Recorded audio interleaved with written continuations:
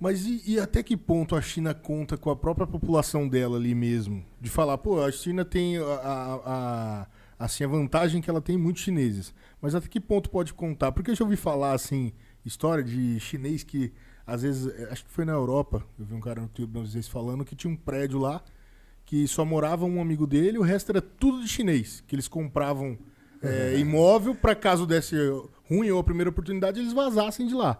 Então, ou seja, eles não têm esse patriotismo, às vezes, dentro do peito como um americano tem. Ou a gente não sabe também o que acontece com eles ali, como que tem essa questão até de muita gente que sofre, né, nos interiores, que escravidão também, não sei se chega a acontecer com... Muita coisa que se fala da China é um pouco de lenda urbana. Uhum. Porque, assim, é claro que é um governo opressor. Como é que você comanda 1,4 bilhão de pessoas? Sim. Você não pode comandar, vem cá, vamos sentar, vamos conversar. Vai olha, no chicote. Você não pode, sabe... O exemplo que eu dou sempre é esse aqui, assim. Se você tem um filho e você enche de regras pro seu filho, ele é obediente? Difícil. Se ele é obediente... Ele é obediente? Se eu tenho um monte de regra... Não, né? Ele tá cumprindo. Depende, se ele cumprir... Agora, se eu tenho um filho que eu só falo 2, 3 vezes coisa com ele que ele já executa... Sim. É assim, né, que funciona, né? É o caso do Brasil, por exemplo. Nós temos um monte de lei, tem lei pra tudo. Mas ninguém cumpre tudo. Mas falar que a gente cumpre as leis é mentira, né? No caso da China, é um Estado opressor. Esse Estado opressor é uma política desse Estado. Porque ele não pode deixar as pessoas terem liberdade. Tanta liberdade como se imagina. Por quê? Porque é 1,4 bilhão de pessoas. Diferente da Índia, que não é um Estado... É um Estado opressor, entre aspas, mas tem o sistema de castas, tem a religião. Então, o que faz não ter tanta violência exacerbada num país tão pobre quanto a Índia é o sistema de castas. No caso da China, o que faz não ter tanta violência é o governo. Ó, não rouba, que você vai morrer. Ó, não faz isso, você vai pegar. Tanto que na pandemia, o que eles fizeram? Trancaram os caras em casa, bicho. Ó, não sai. Se sair de casa, vai pra cadeia. E ponto, acabou. Não tinha conversa. E te dou uma cesta básica e você vai ficar em casa. Eu sigo alguns chineses em algumas redes virtuais aí, eu vejo os caras, brasileiros que moram, eu sigo 2 brasileiros que moram na China.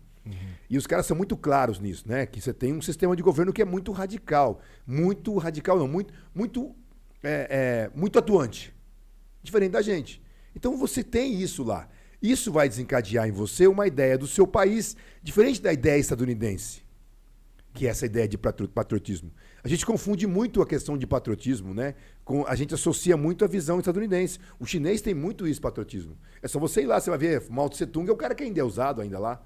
E é o líder da Revolução Chinesa, o cara que matou muita gente. Digamos que ao mesmo tempo que o governo chinês ele impõe muitas regras ali, ele cumpre também com as obrigações. Sim, com certeza. Tirou os caras da miséria, bicho. Tirou os caras da miséria e melhorou a qualidade de vida na China. Hoje, a China constrói a maior megalópole do mundo. Está em construção para acabar já agora, em 2025, 2028 deve acabar essa megalópole. Uma megalópole é a junção de metrópoles.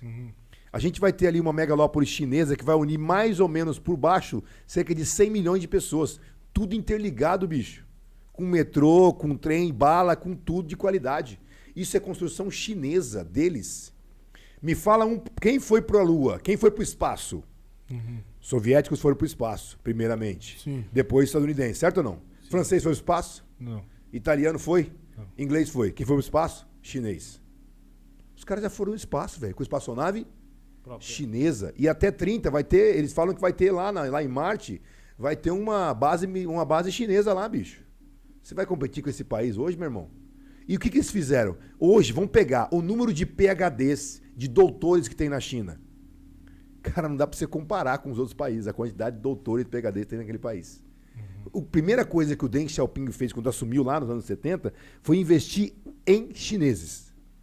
Qualidade no chinês. Educação. A China está colhendo hoje o que ela plantou lá nos anos 70.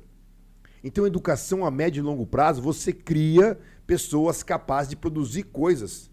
Produzir carro, produzir espaçonave, produzir avião. Não que o Brasil não produza isso. Produz, mas você não tem esse investimento Você de tem fato. uma escala maior. Muito maior. Mas como refletiria para a população, para todo mundo ser comandado assim por um país socialista como a China? A gente nunca vai conseguir entender isso, cara. Nunca vai conseguir. Nunca vai. Você tem regras claras de o que você tem que fazer e o que você não pode fazer. Mas você acha que isso é possível hoje? Não. Tanto que a gente fala que a China vive um socialismo de mercado, né?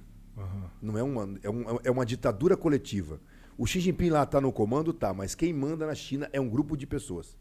Esse grupo de pessoas ele é trocado de tempos em tempos, mas segue a mesma política.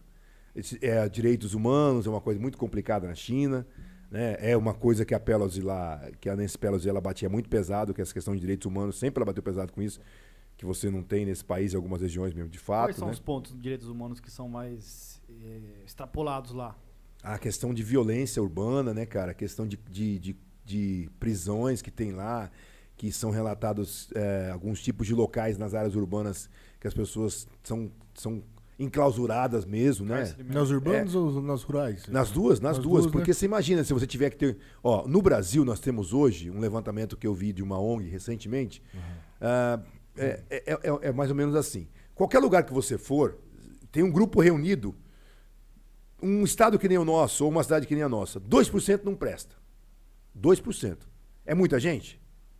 Depende da proporção, né? 2% da China. Nós temos hoje o nosso percentual de pessoas presas no Brasil é cerca de, acho que é 0,97%, uma coisa assim, dessa que eu vi nessa ONG. E de 2 a 2,5% de pessoas são aquelas que não prestam. Você imagina um país que nem a China, se você tivesse 2% de pessoas em cadeias. Para 1 bilhão de pessoas é muita gente, é uma não é? cidade de cadeia. Cara, como é que você colocar uma cadeia? Então, o que você faz para não ter essa cadeia?